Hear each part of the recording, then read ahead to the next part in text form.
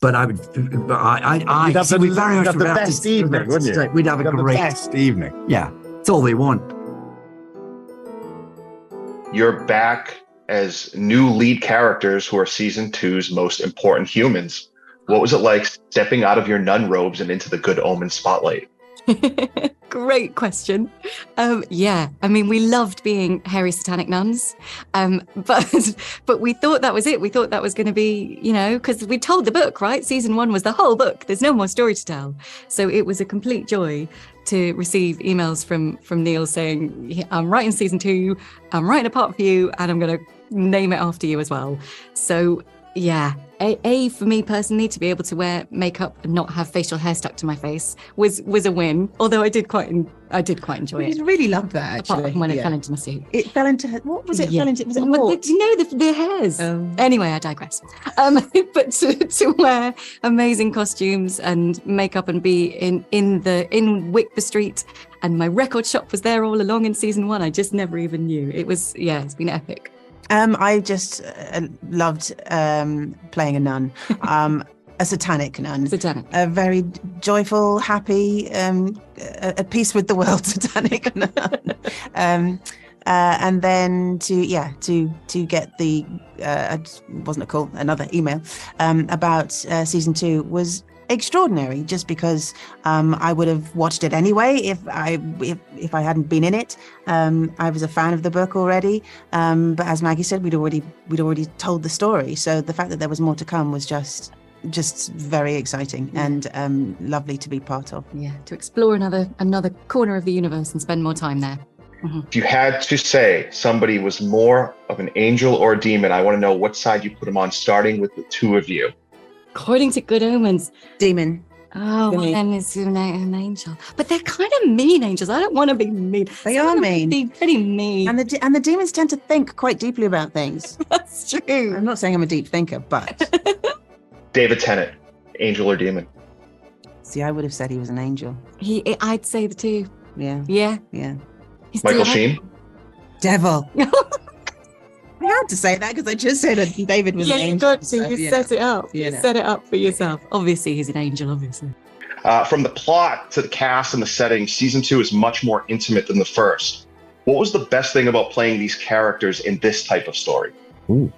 Well, we're in it more. That's true, we are. Yes, you're right. It's more linear. There are fewer sort of other storylines that we keep track of. And I didn't mean that to be flippant, but that we get to kind of keep going with the story rather than jumping in and out of it. So you get to sort of explore everything a bit more. Yeah.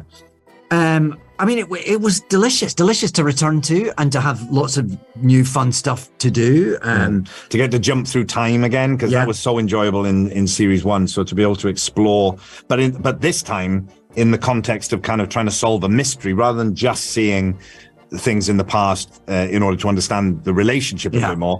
This time, as well as that, we also get to kind of try and solve this mystery, which was exciting. And that new dynamic that comes up, particularly with the new version of John Hamm's character, the new version of Angel Gabriel that we meet in episode 1, gives a very different dynamic between the two of them. We become these sort of parents to this weird child for a lot of it, and that was great fun to play. Weird naked child.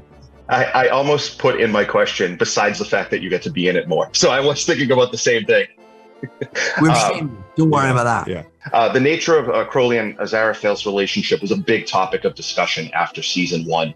Did the reaction to the show and your characters change how you felt about the two of them as a duo? That's a good question.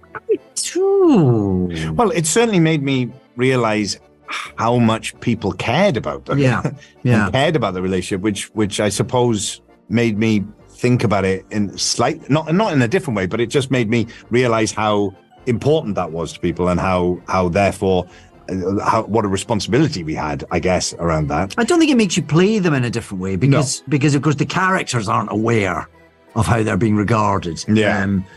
But yes, it certainly brings home what a sort of honor it is to be in the center of something that means so much to so many people. It's delightful and it's quite humbling and it's a privilege.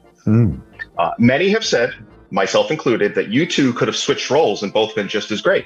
But rather than boost your egos anymore, because you're both, let's face it, you're both really universally beloved, except for maybe outside of Tony Blair's family.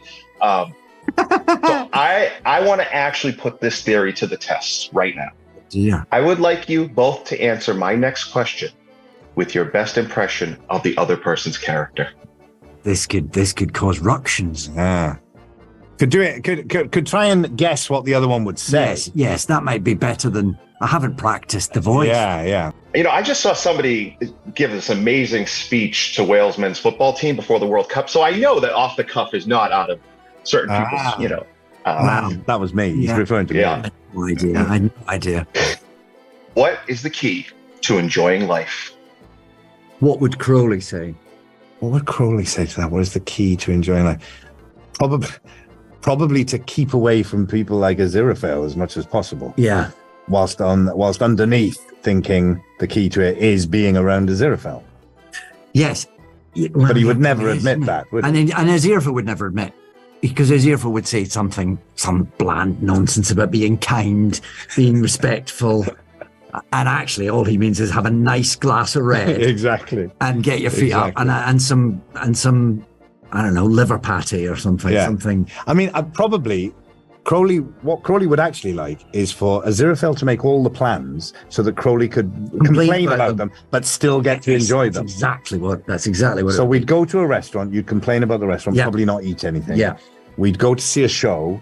I mean, I might take you to see Company or and I could have a continuous monologue about how awful it is. Rubbish it is. And then we'd go for drinks later somewhere. Yeah. And they would be wrong. Yeah. But I would. But I'd have the best evening, wouldn't you? We'd have a great best evening. Yeah, it's all they want.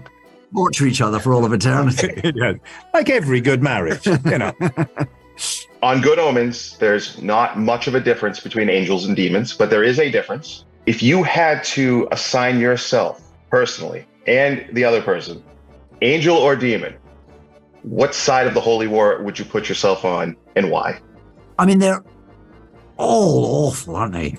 I mean, the ones from hell are awful because they're sort of troglodyte lunatics, shambling messes, and the ones from heaven are so far up their own self-righteous, hypocritical. Yeah. They do have nicer clothes, and they're all inept. They're all inept.